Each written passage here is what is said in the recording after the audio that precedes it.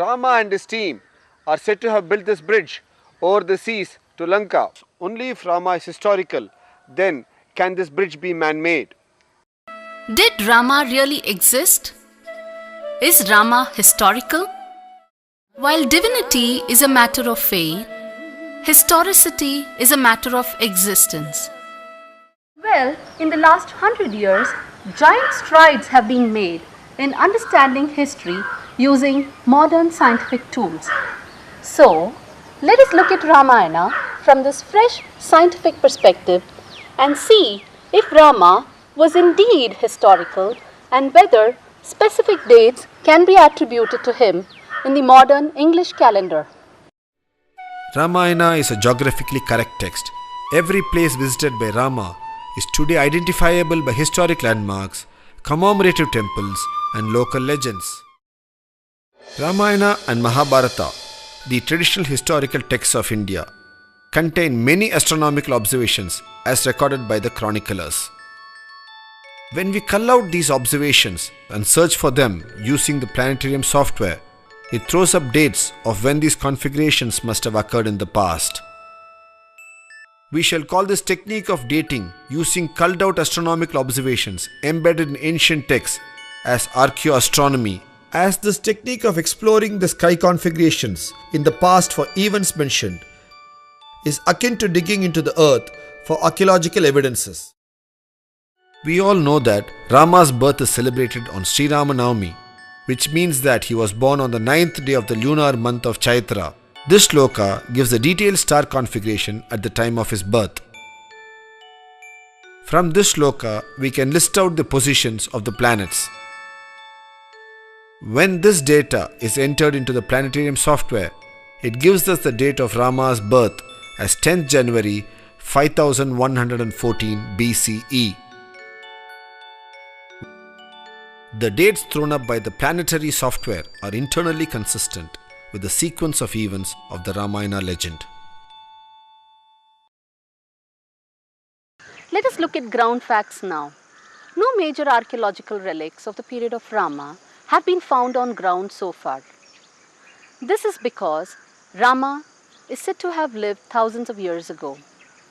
In a continuous civilization, generations come and go, and as they keep building and rebuilding their cities, they destroy or alter evidences of the previous generation.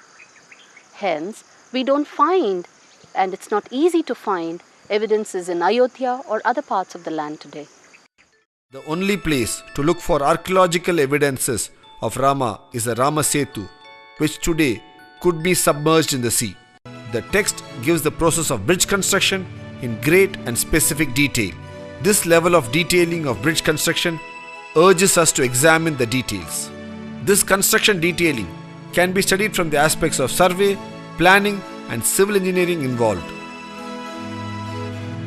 Rama and his team seem to have surveyed this land for a possible bridge construction site. Nala introduces himself as a biological descendant of the Vishwakarma clan and offers to build this bridge.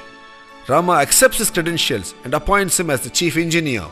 Under the command of Nala, the Vanara army go about building this bridge on the sea ridge. Let us examine the civil engineering techniques employed in this bridge construction. The first is the foundation details. The text very clearly states that wood from a variety of trees, the names of which are mentioned here, were first piled on the sea ridge to give a pile foundation or wood cushion effect. It was on top of this the large and small stones were piled on. This animation here shows us clearly the seabed from which the sea ridge rises as an outcrop, which is natural and undulating. On top of this we have the trees, then the stones, large and small, and finally we have the flat finished level. Even to this day, the remnants of the bridge have this flat finished level. Due to the passage of time of many millennia, sand has accumulated over the structure, and what we are able to see now is mainly sandbars and shoals. If we carefully shovel away the accumulated sand, we are certain to see the layers of the bridge construction.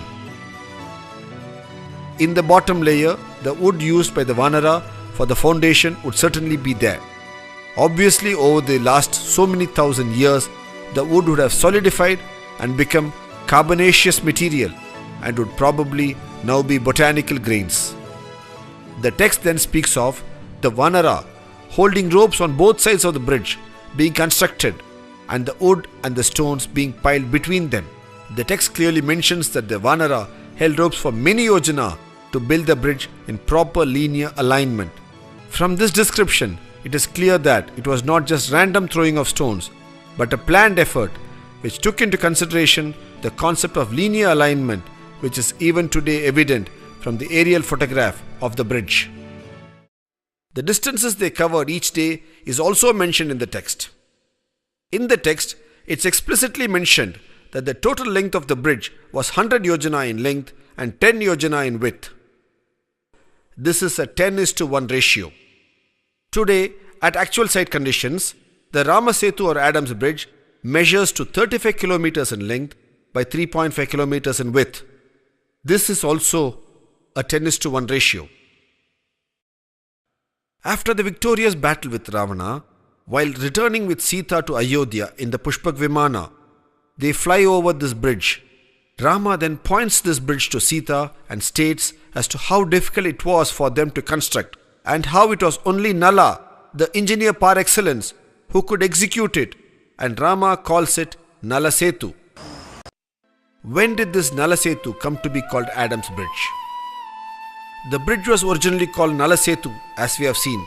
Later the people, out of their admiration and veneration for Rama, started calling it Rama Setu, and later it also got the name Setu Bandha, that which joins two lands. This has been a walking bridge for many millennia.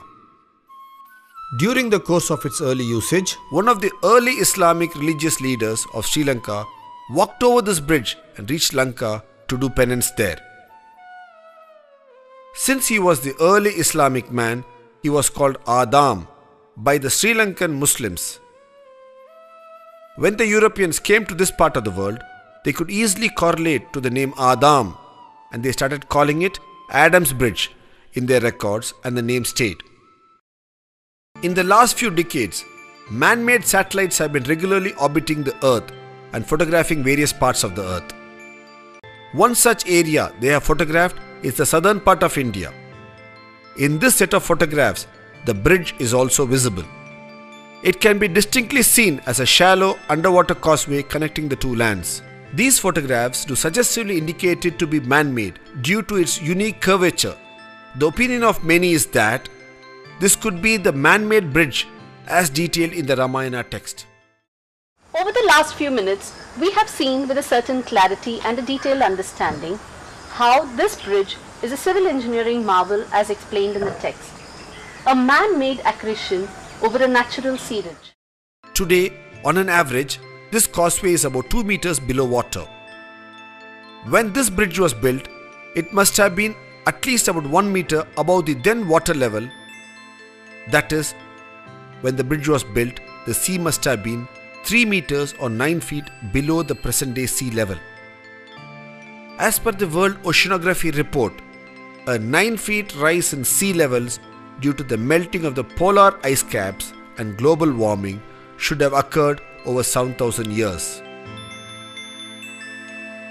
This helps us to date the bridge construction to about 7,000 years ago or 5000 BCE using oceanography as a dating tool.